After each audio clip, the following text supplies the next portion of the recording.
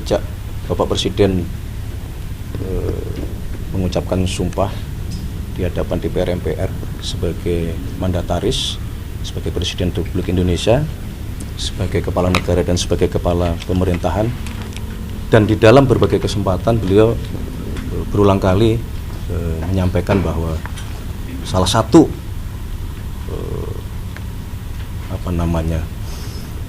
yang harus kita pastikan semuanya adalah kita harus perang melawan korupsi. Dan di dalam berbagai kesempatan beliau selalu menyampaikan bahwa mari kita semua menyadari hal tersebut, membenahi institusi kita masing-masing, diri kita masing-masing. Itulah yang makna selama ini beliau selalu mengingatkan kepada kita semua. Nah, artinya ya kenapa kemudian kita cukup prihatin karena dalam 2 hari ini ada 2 kejadian yang berkenaan dengan tindak pidana korupsi.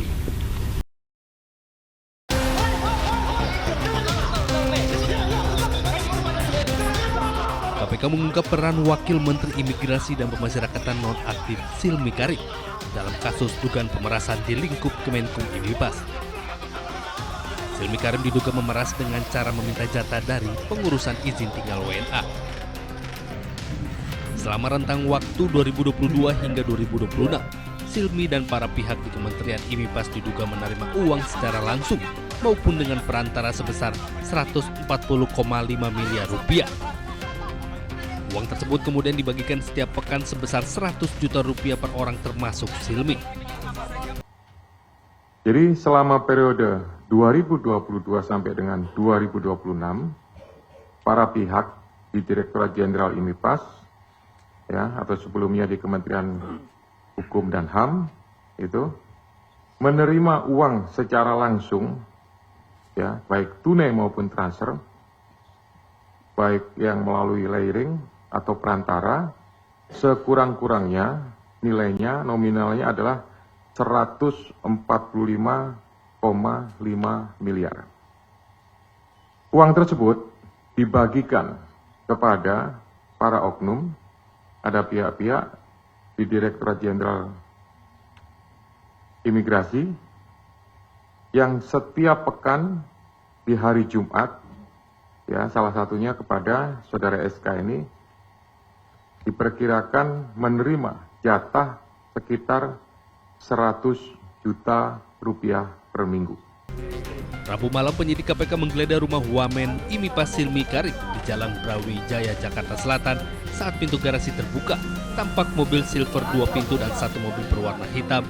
KPK pun menyegel 2 mobil diduga milik Silmi Karim.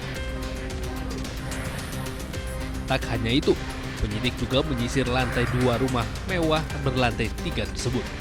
Dari Jakarta, tim liputan Aidis melaporkan.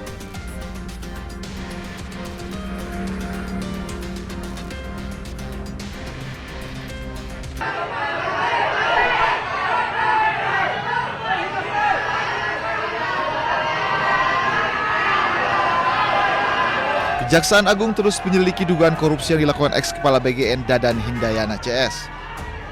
Direktur Penyidikan Jampitsus Kejagung mengatakan pihaknya saat ini terus mengumpulkan barang bukti dengan melakukan penggeledahan di sejumlah tempat. Sampai saat ini masih ada melakukan penggeledahan, masih berlanjut di beberapa tempat.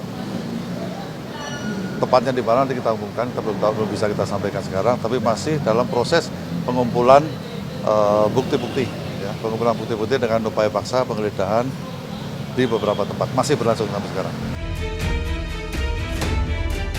Sebelumnya Kejaksaan Agung menetapkan Dadan Hindayana bersama 2 wakilnya menjadi tersangka. Ketiganya diduga korupsi tata kelola program MBG di BGN dan kini telah ditahan.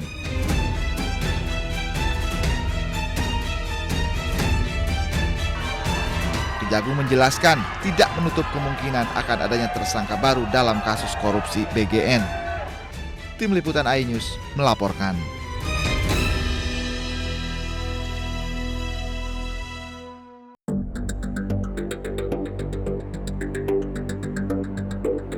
Iran mengancam akan hentikan negosiasi dengan Amerika Serikat jika Israel terus menyerang Lebanon. Bahkan, Ketua Parlemen sekaligus Kepala Negosiator Iran, Muhammad Bagher Ghalibaf, menyebut tidak hanya hentikan negosiasi, tapi juga akan ambil tindakan jika Israel terus lancarkan serangan ke Lebanon.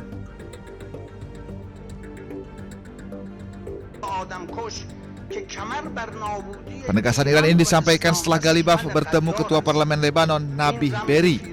Dalam percakapannya dengan Berry, Iran inginkan gencatan senjata di seluruh wilayah Lebanon.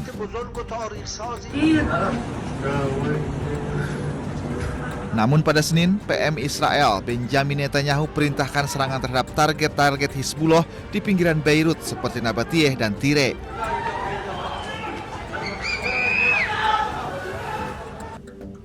Presiden Amerika Serikat Donald Trump pun mengaku telah meminta PM Israel Benjamin Netanyahu tidak menyerang Beirut dan menarik pasukannya.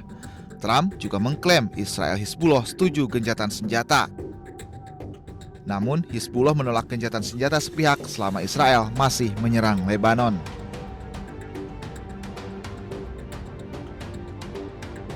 ידע כל חורש רעה נגד ישראל שמזימותיו ייכשלו. המחיר שהוא ישלם יהיה כבד ביותר. המחיר שאיראן כבר שילמה הוא כבד מאוד מאוד. היסודות של משטר האימים הזה באיראן נסדקו. הוא לא ישוב להיות מה שהיה, ואני אומר לכם, סופו ליפול.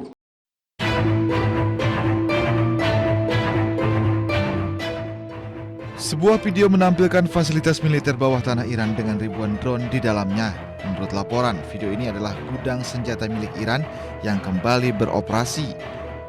Dilaporkan Iran telah berhasil membuka kembali sekitar 55 dari 69 pintu masuk terowongan di 18 fasilitas rudal bawah tanah yang sebelumnya dihantam serangan Amerika Serikat dan Israel.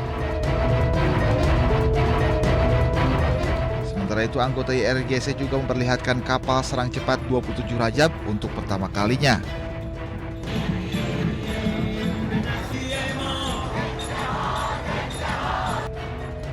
Kapal terbaru Iran ini dipamerkan dalam peringatan 90 hari perang dengan AS dan Israel. Kapal ini digunakan armada nyamuk untuk operasi penyergapan dan penyerangan di perairan Iran termasuk Selat Hormuz. Dikutip dari stasiun televisi Iran, Press TV, kapal ini mampu menembakkan 2 rudal jelajah dengan jangkauan 700 km dan mampu beroperasi melalui gelombang tinggi 3 meter. Kapal serang cepat ini dirancang sebagai bagian dari armada taktis berkecepatan tinggi di Teluk Persia, mampu melaju di kecepatan 100 knot atau 185 km per jam, menjadikannya salah satu kapal perang tercepat di kelasnya.